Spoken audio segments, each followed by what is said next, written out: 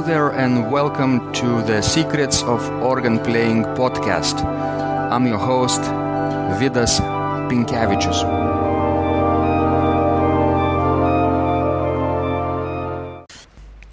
Welcome to Secrets of Organ Playing podcast number 81. This is Sunday, February the 12th, 2017. And today's guest is Carlotta Ferrari, who is an Italian composer.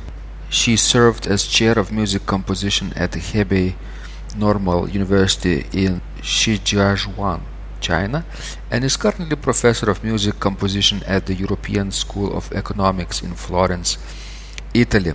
I found out about Carlotta Ferrari as a composer very recently from one of my subscribers, Howard Ward. So thank you so much, Howard, if you are listening to this. Thanks to you, I and entire community of organists will discover this fantastic composer from Italy.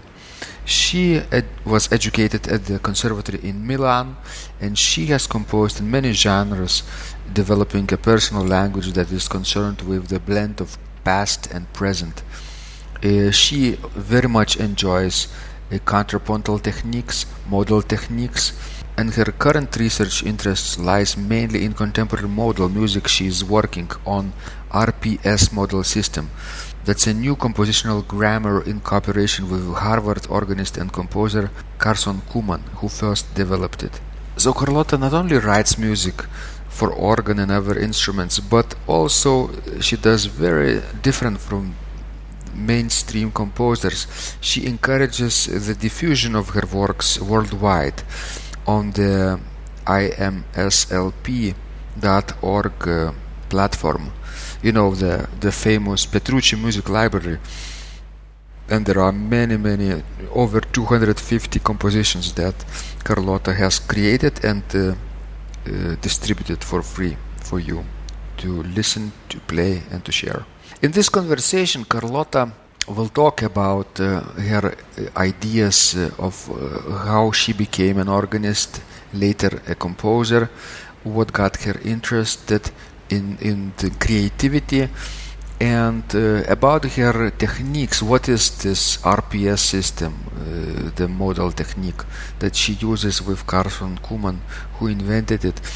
And we also talk about contrapuntal techniques, and also what it means to be a woman composer in today's world. So I hope if our show will be listened by women organists, especially by women, they will have a better understanding what they can do as creators today, what their hidden secrets are, hidden magical powers are.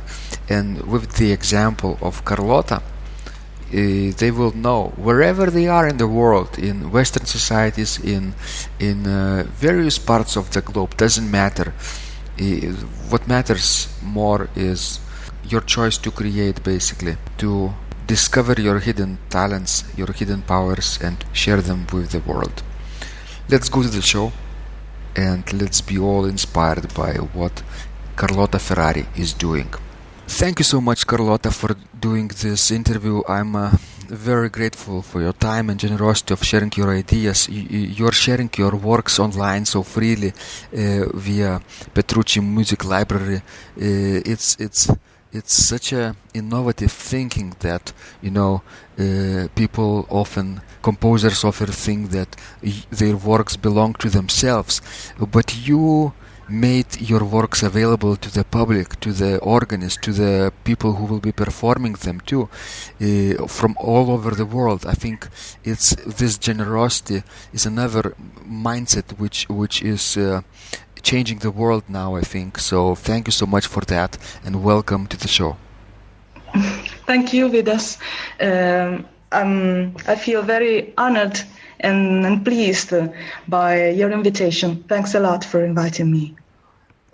it's amazing, to meet people like you from other countries. We share the same passion for music, for organ, and people who will be listening to us from 89 countries can relate to our conversations, because some of them are organists, some of them are composers, and some of them are organist composers, like yourself. So let's start with our very fascinating question from your childhood. Do you remember the time, Carlotta, in your early days when somebody introduced you the organ? Can you share the story? Yeah, of course I remember. I do remember, because this is things that you never forget. However, I was very young when I first met the organ, and I remember that my reaction was amazed, because the organ can keep the sound so long, like unlike any other instruments on earth. And this is very similar also to contemporary music, to electronic music. And this feature has impressed me a lot so far. And also the spiritual side of the organ. Since while a kid, I was very spiritual, just like today. And so that feature was relevant to me. Yeah. Yes, I can see a lot of sacred music compositions in your output. So I see that the faith aspect is very important to you in your creativity. Am I right? Yeah, it is. Yeah, you're right, definitely. Do you think that that other parts of the, spiritual maybe world help you to create such music, or are you doing all by yourself? No, actually, no man is an island, and no woman is an island either. And so I think that other people's spiritual experiences help me insert these experiences into my music. And my music is a spiritual whole. Let's say so. And this was rather clear to me when I still was a kid, actually. Yeah. So these two features, the possibility of the organ to keep the sound so long, and the spiritual side has been accompanying my creation ever since. And also composition. Actually, I was an organist before being a composer. Yeah, I took up the organ because I liked it. I loved it. Yeah. And then while I was studying the organ, in Italy at that time, it was 10 years.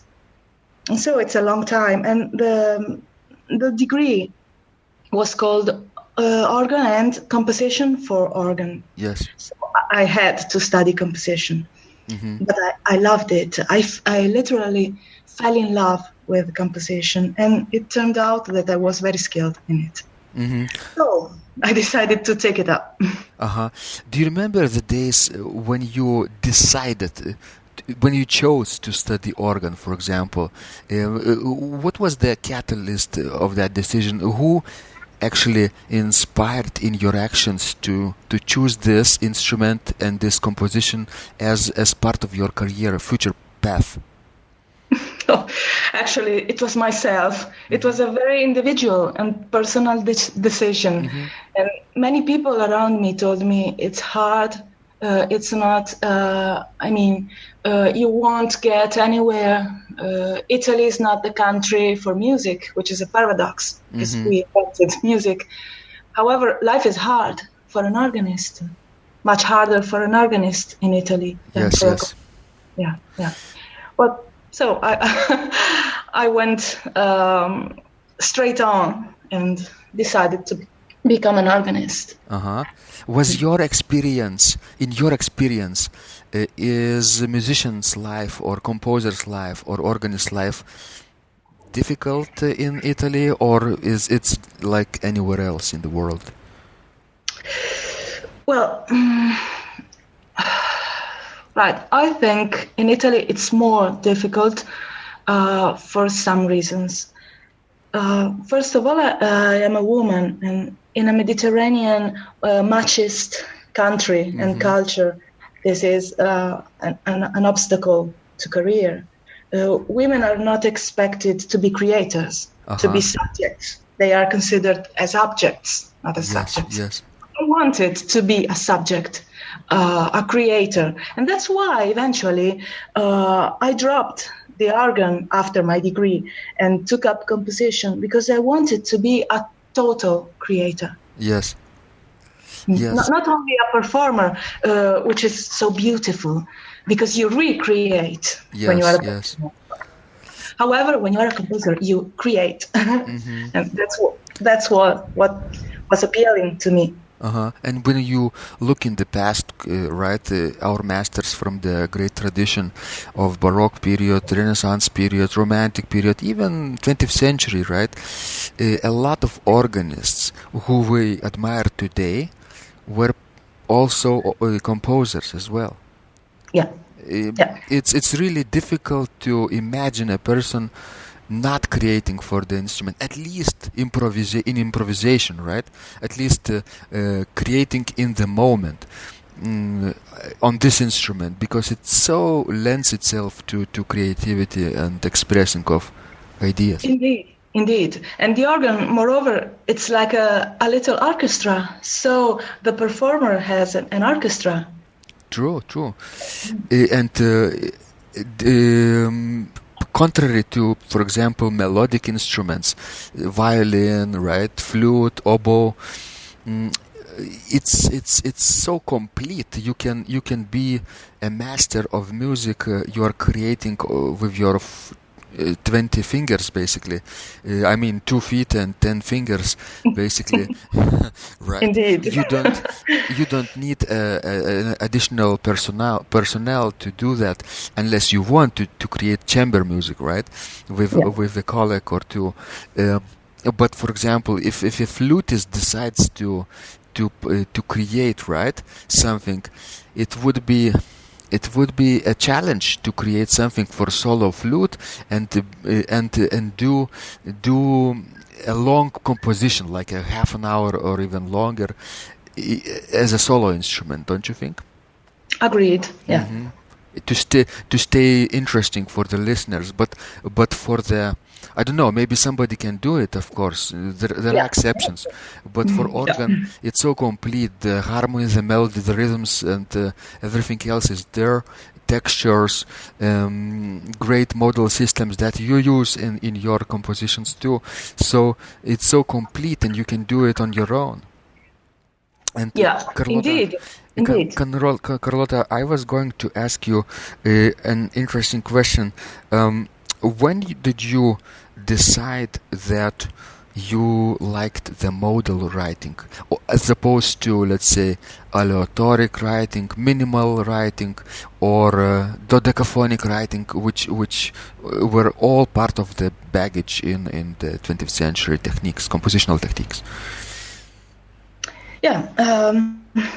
Actually, it was not me who chose modal grammar, but modal grammar chose me. Oh, that's actually a great answer.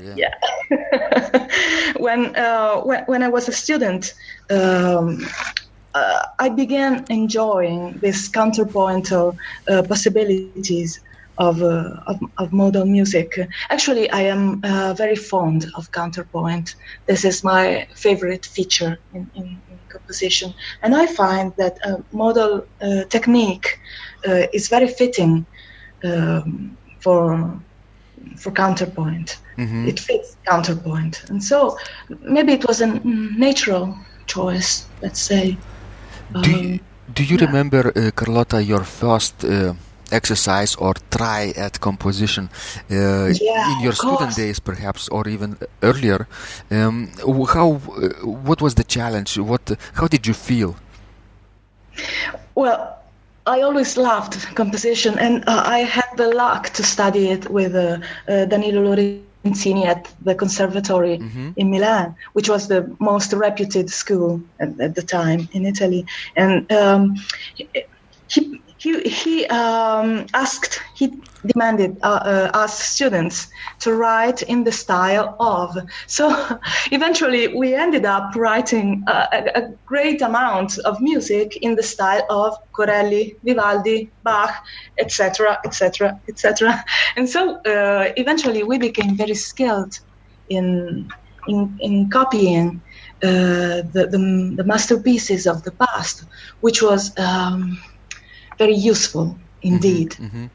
Yeah, because we didn't study, we didn't have the habit to study on treatises and other books, which are very useful to me. But at the second time, when you are a skilled composer, you can fully understand them.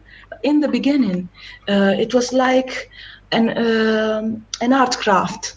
Yes. I don't know how to say it in English, but maybe I can give the idea. We were just like Vivaldi's students themselves, for example, Exactly. in a cold, humid, wet Italian church of the 17th century, working on paper and feelings.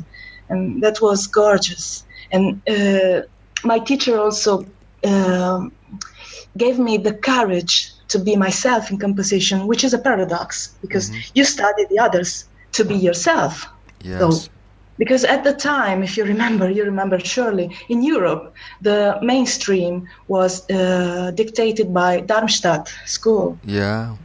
Yeah, which was the antithesis to modal music and to any other consonant, let's say, music. Yes. Or beautiful music. There was the aesthetic of bad music, ugly music, which was good. It was an aesthetic, okay. But what I dislike in this Darmstadt school is that they pretended to be the truth in musical composition. So when you're talking about Darmstadt School, you're probably referring to Darmstadt International Summer Courses for New Music, right? From the early 50s to 60s developed, right? And those composers really were a big part of this movement, right? So Pierre Boulez, right? Probably Karl-Heinz Stockhausen, right? Who else? Probably Luciano Berio, right? Berio, yeah. Our Mauricio Kagel, right? Yeah. Who else? I'm trying to remember.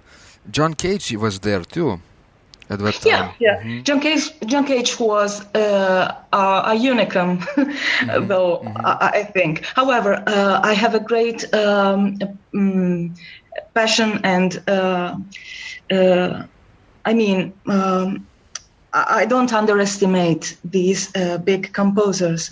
However, the students of music schools and conservatories at the time were not encouraged to follow other paths than those marked by Darmstadt international classes. And that was a pity. Only the most independent teachers allowed their students to do so. So I had these two uneases, these two difficulties in my life. One being a woman who wanted to be a subject instead of an object in a macho country, and the other one, I wanted to make beautiful music and inspired music instead of following other people's paths. So you chose your own path, right? Yeah. Thanks to my professor. Was it a scary decision, Carlotta? Or not? Well, to choose yourself instead of follow somebody else, to be yourself actually in a world which of course values individuality, uniqueness, right, originality, but at the same time there are periods of people's lives, whoever is starting on their own, right, choosing their own path. when everybody else is laughing at them, right? Pointing fingers. No, you're a woman. It will not work for you, right? No, this is Italy. You're not.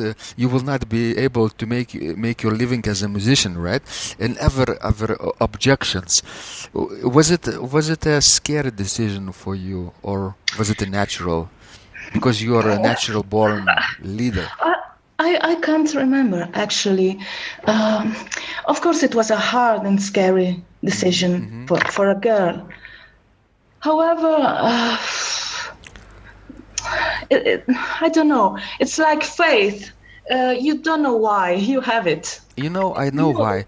Because it chooses you. It chooses you, right? You said model systems chose you, and probably music chose you. And it's not that it was a conscious, perhaps, decision. It might have been a conscious decision of yours, but maybe it was a calling after all. Maybe you felt it like a purpose of your life to do something while we are in a short moment of time here on Earth, to be a creator, right, instead of performer only. Yeah, right. Was it? Yeah, am I close enough here? Am I close enough about your feelings at the time, Carlotta? Yeah, absolutely. Yeah, yeah. It was music who chose me, and also I was quite of a stubborn when I was a girl, and once I chose a decision, it was mine forever.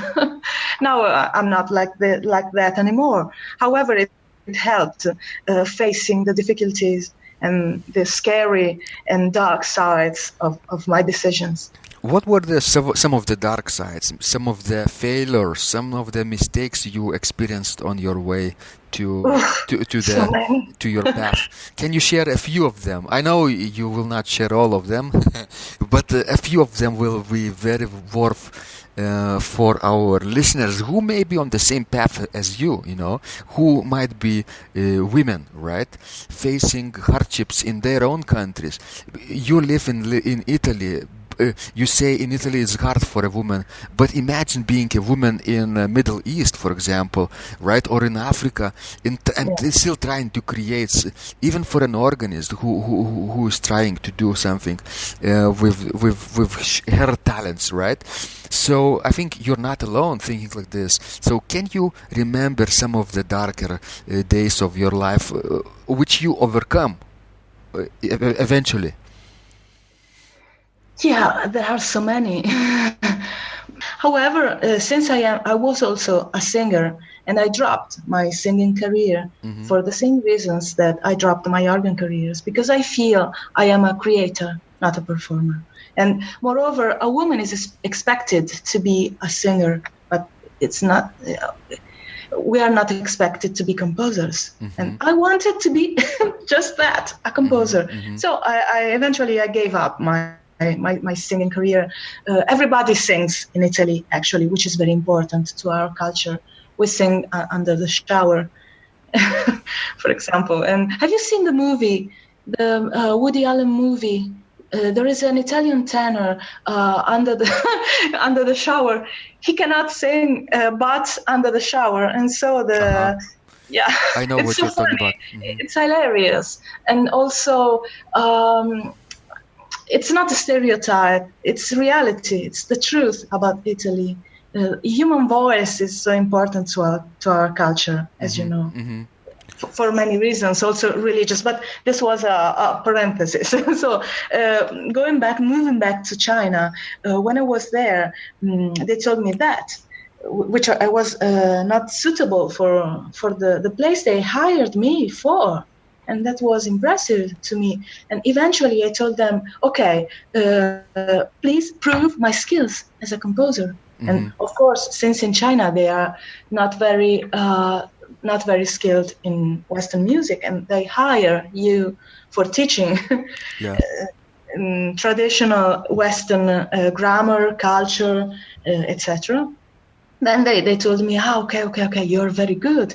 Your music is currently performed all over the world, Harvard University, and so on.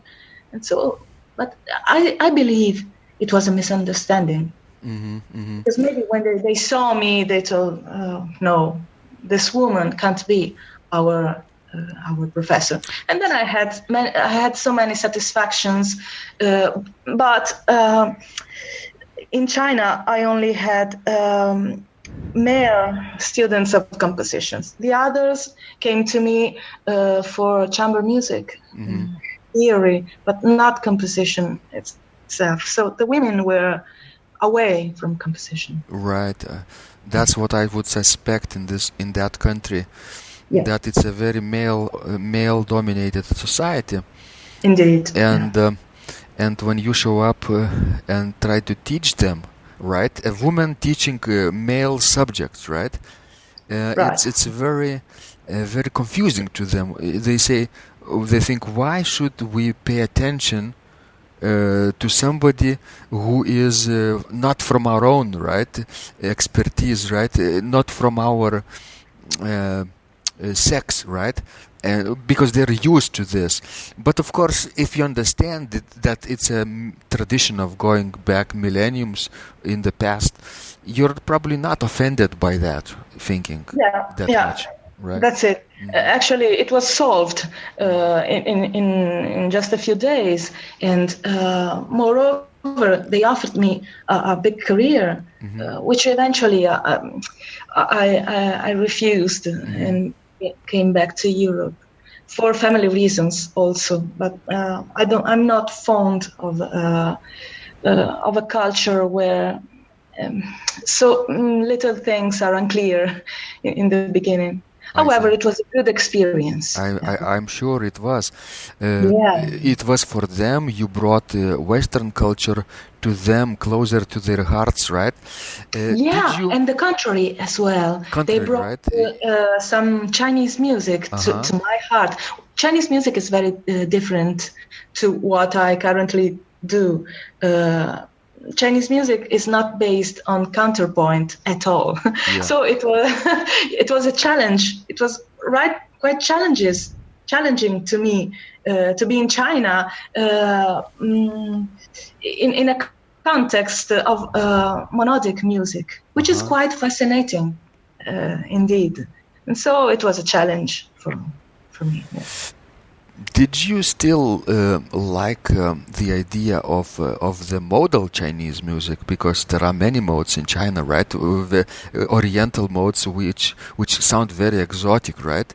And could be very fruitful to our Western ears when we think about our original compositions. Yeah, indeed. The mixtures, I don't know how to say, the combination of different cultures is always fruitful to me. Yeah. So where do you look for inspiration today, Carlotta? In which part of the world or sky or forests or music? Can you share some of the inspiring moments you faced recently? Yeah, I find my inspiration anywhere. Yeah, any experience can be the start of a creation process to me. Yeah. I am mainly inspired by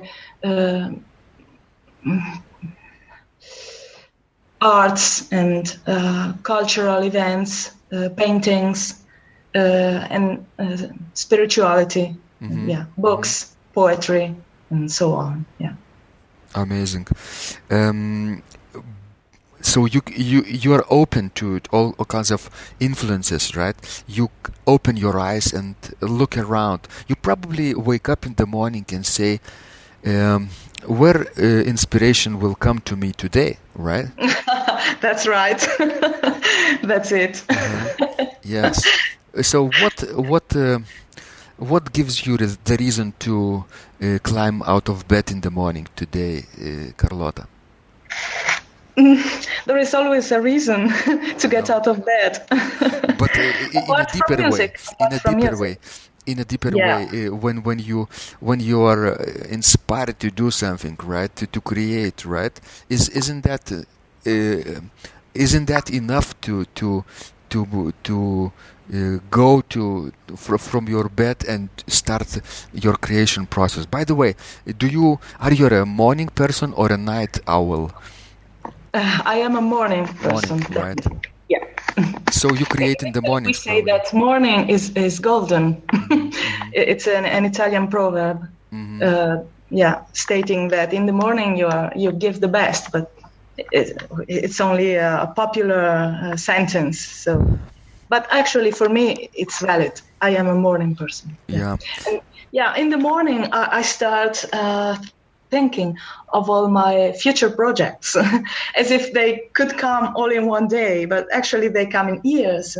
For example, now I have been working for the last months and years with Carson Kuhlmann, who is the composer in residence and organist at the Memorial Church at Harvard University. Yeah. And he invented a very good and fitting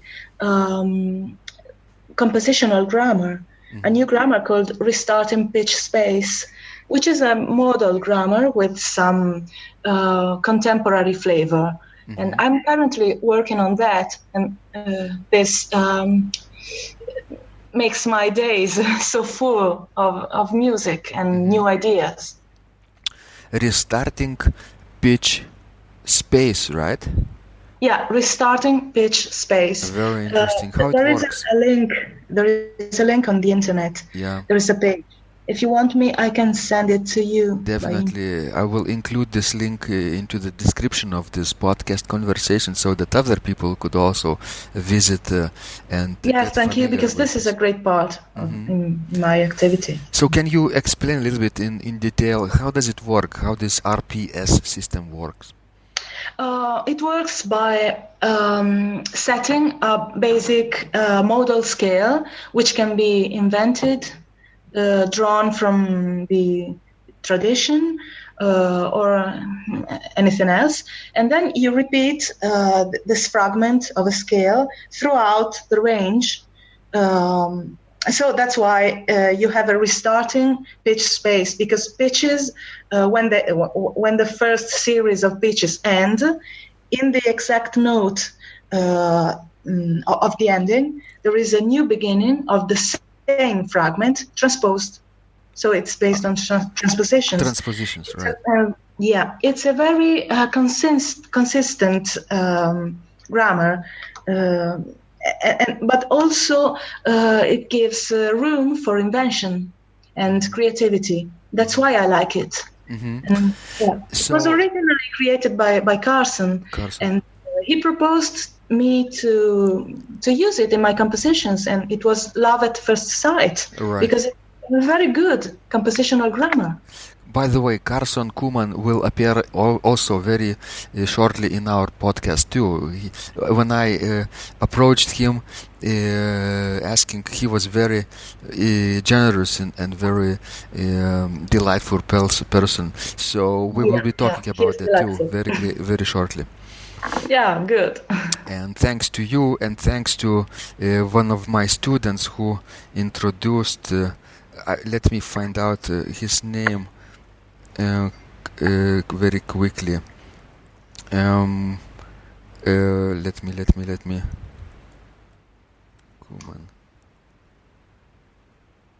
Yes, potential podcast interview. I recently received this email message from Howard Ward. Saying, "Dear Vidas, have you ever considered interviewing Carlotta Ferrari for one of your podcasts? She is a prolific composer. Carson Kuhlmann plays many of her works, which are available on imslp.org. Might be worth looking into." So thank you, Howard. If you're listening to this, you were the connector, with Carson and Carlotta, and both of them said yes. So thank you. Thanks a lot, yes, Howard. Howard is amazing organist and student, and he knows how to connect people. So because of him, we are talking today.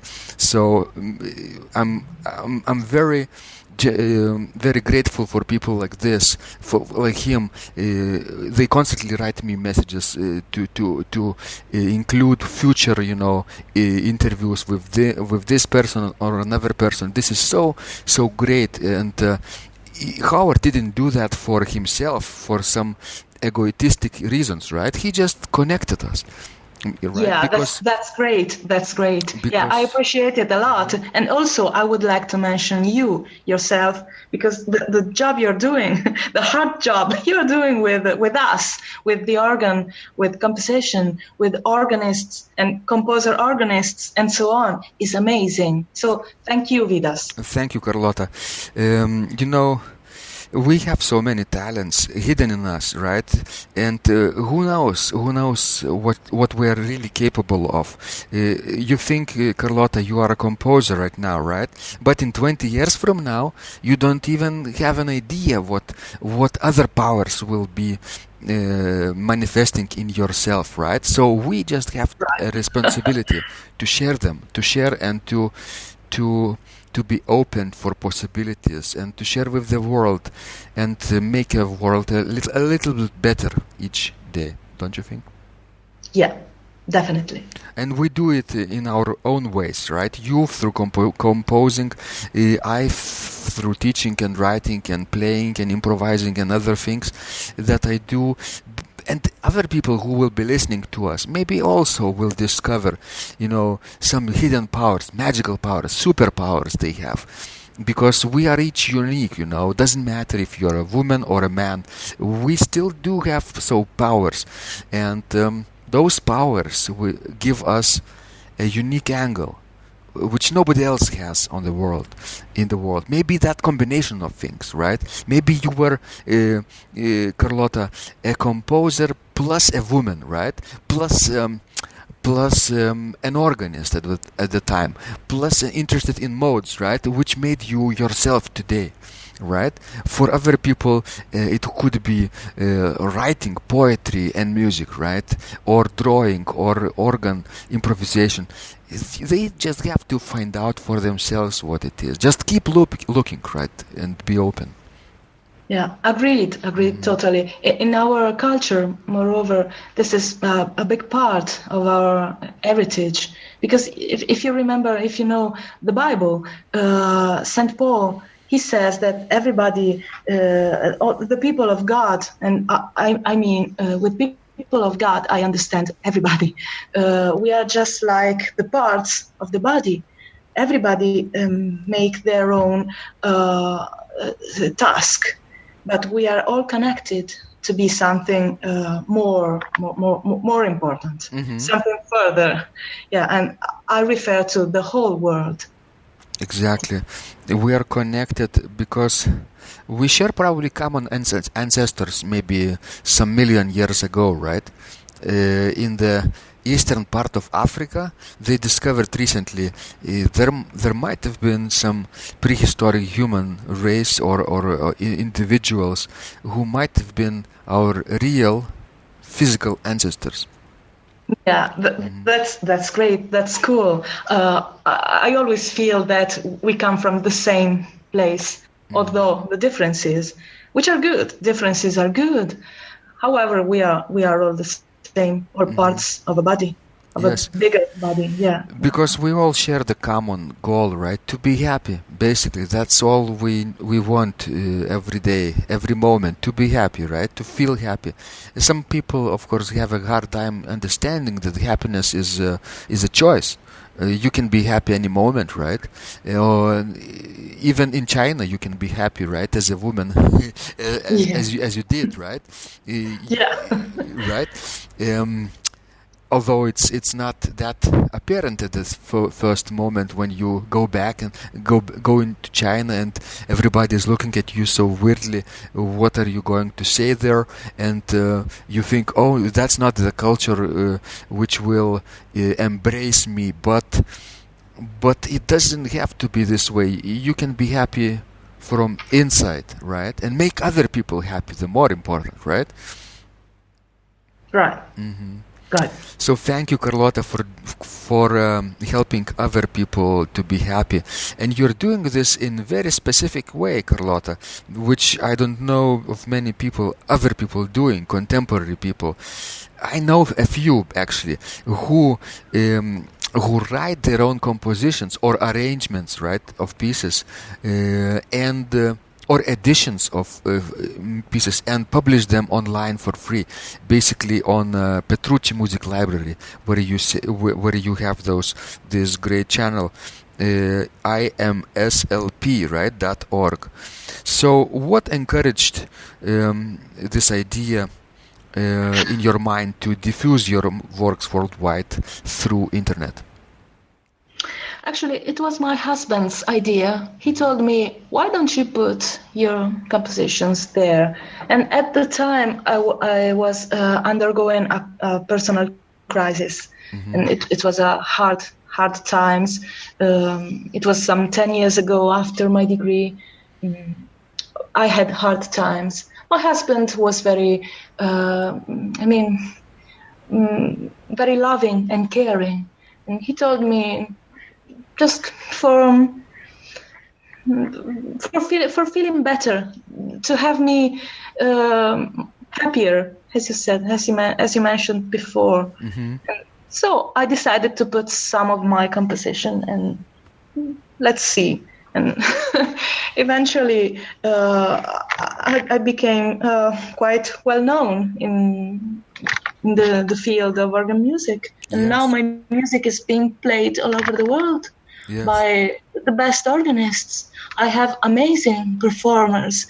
The relationship with my performers is amazing to me, because they actually recreate my music in a number of different ways.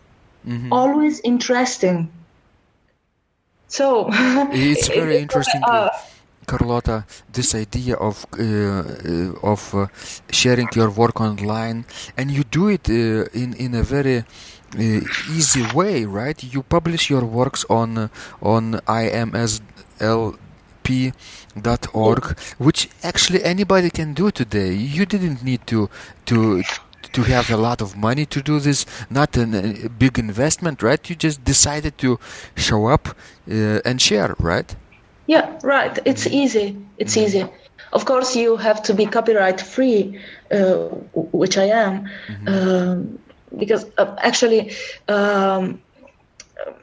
IMSLP is not intended for music subjected to copyright. Yes. And so, yeah. It's like Wikipedia, however, right? It's easy, and it's so contemporary, because it connects people, composers and performers all over the world. It's excellent. Mm-hmm.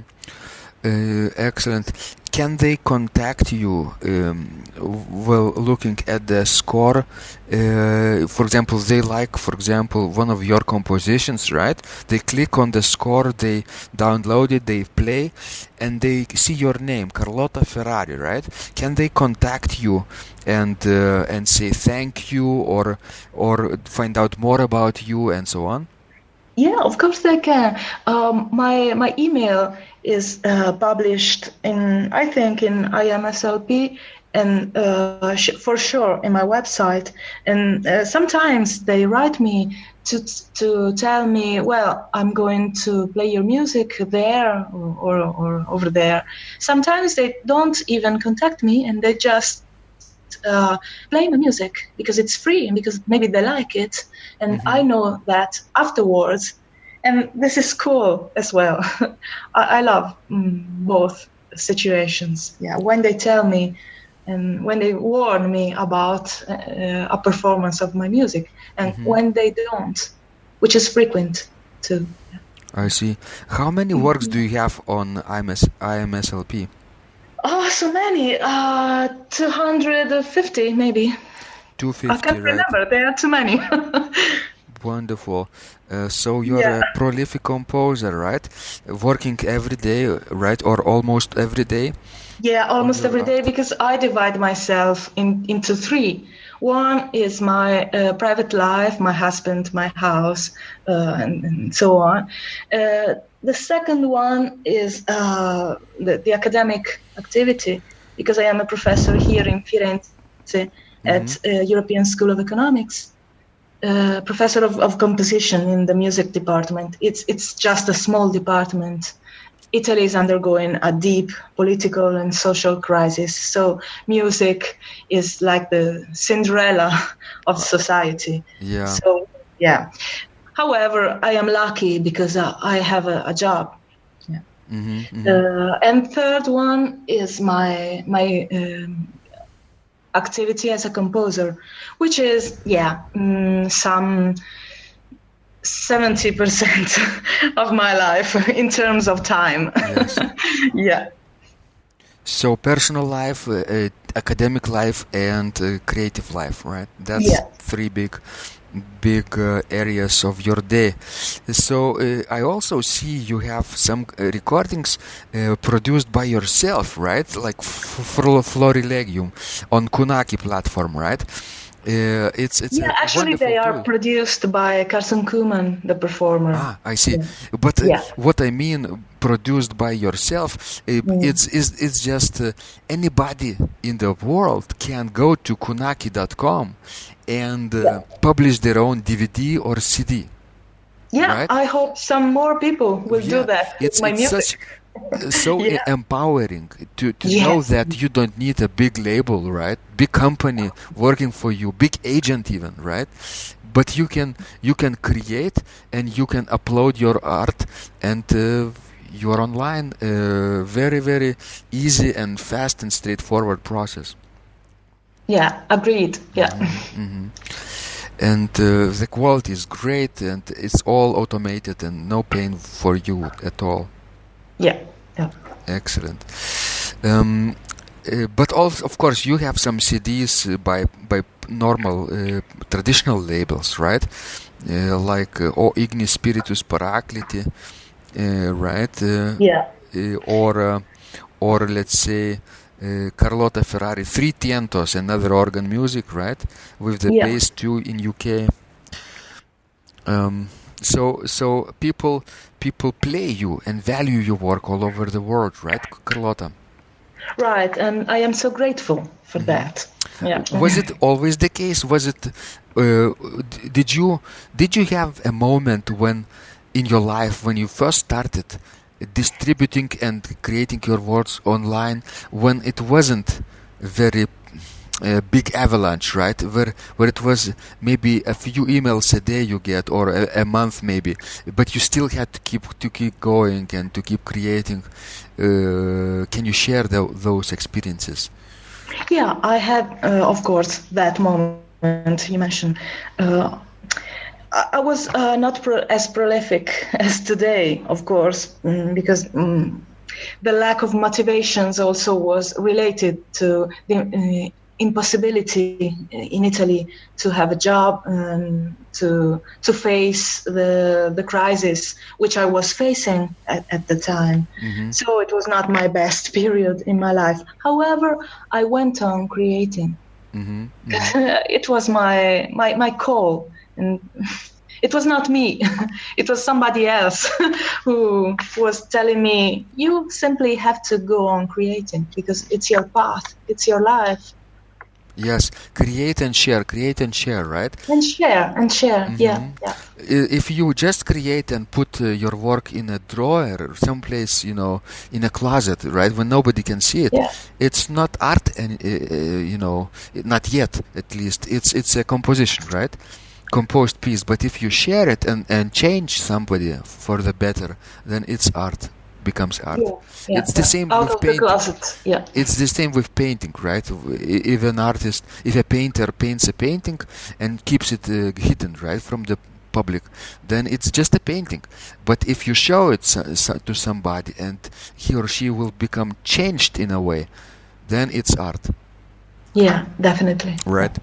Yes, so yes, I am very grateful to you that you're doing your art and keep sharing your ideas, and we're getting to the final part of our conversation, of course, which is also very interesting. Carlotta, can you can you give a little bit of insight into your current projects? What are you working on today? I'm working on plenty of things, actually. RPS, the Restarting Pitch Space System.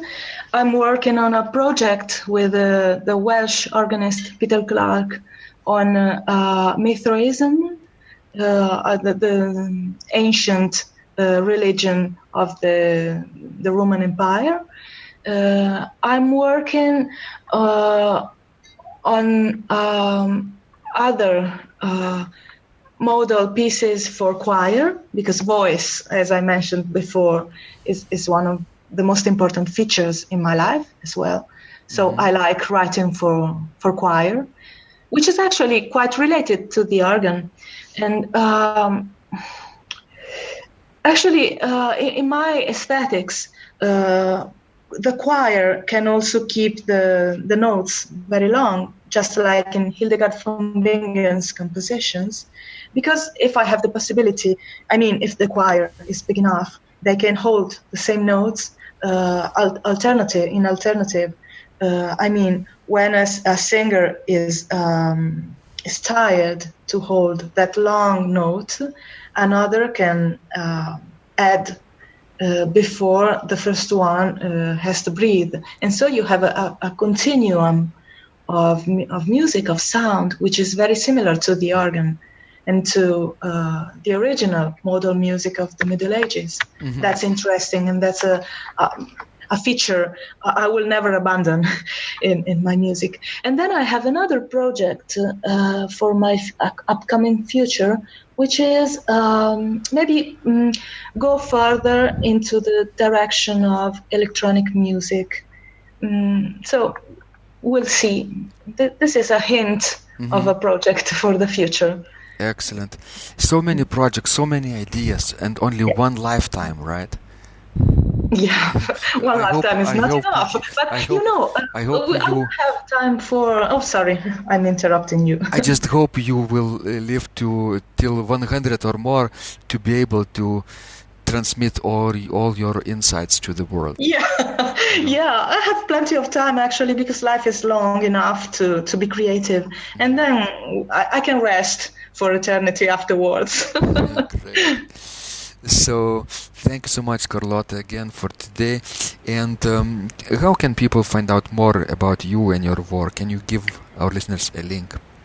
The website and my IMSLP page and my YouTube channel. Yes. They can Google, right? But we can spell it out, right? Like carlottaferrari.altervista.org, right? Yeah, that's right. CarlottaFerrari.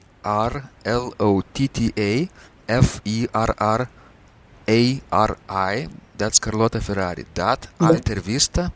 ALTERVISTA.org. Yes, that's right. That's your main base, your main website, right? From there they can go to your music channel, YouTube channel, other projects, right? Yeah, of course. And my IMSLP page for the scores, and my choral wiki, which is only for choir music, but I have a choral wiki page. So I will also include those links into the description of the conversation. Excellent. So keep creating, Carlotta. Keep doing the work that you are called to do. And I just hope from our conversation people will get inspiration to try their hand at composition. It's not as scary as it looks, isn't it? It is, actually. What would be your final tip for people, who are scared to try, actually too scared to try out this kind of creative? Actually, my tip is to go on trying. Independently from the results. Because if I didn't go on when I had no results at all, I wouldn't be here. Yes, exactly. Is it worth it? Carlotta? Yeah, it is, definitely. And this is also a message for all the unfortunate, unlucky women who live in more way more difficult contexts, such as the ones you mentioned, East Asia and Africa. South America even, right? South America, they have to go on because it's worth the effort for themselves, first of all. Exactly. Because if you keep doing your work, right, if you keep sharing your work long enough, you will get noticed. Actually, you will get some results and rewards, but you will have to actually survive through that hard period. How long, Carlotta, was your hard period before you felt it's like an avalanche, before it became like a run downhill?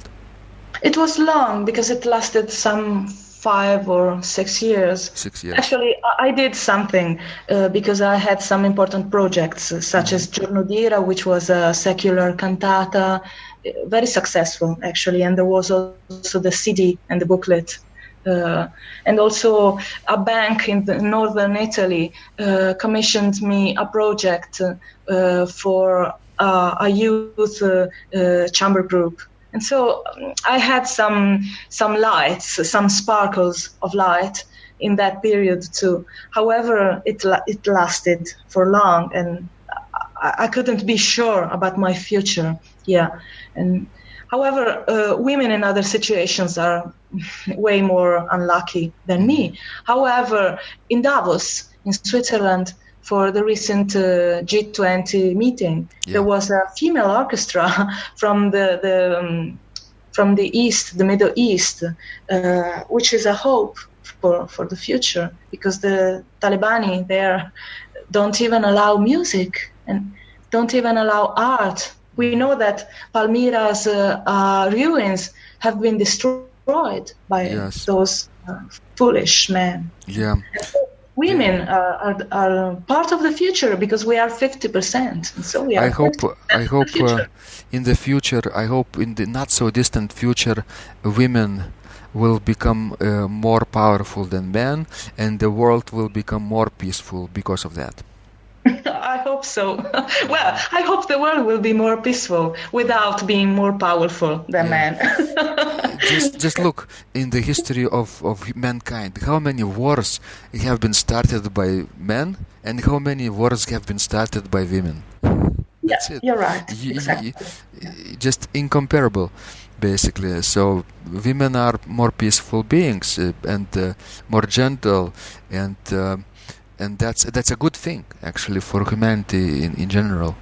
Yeah, definitely.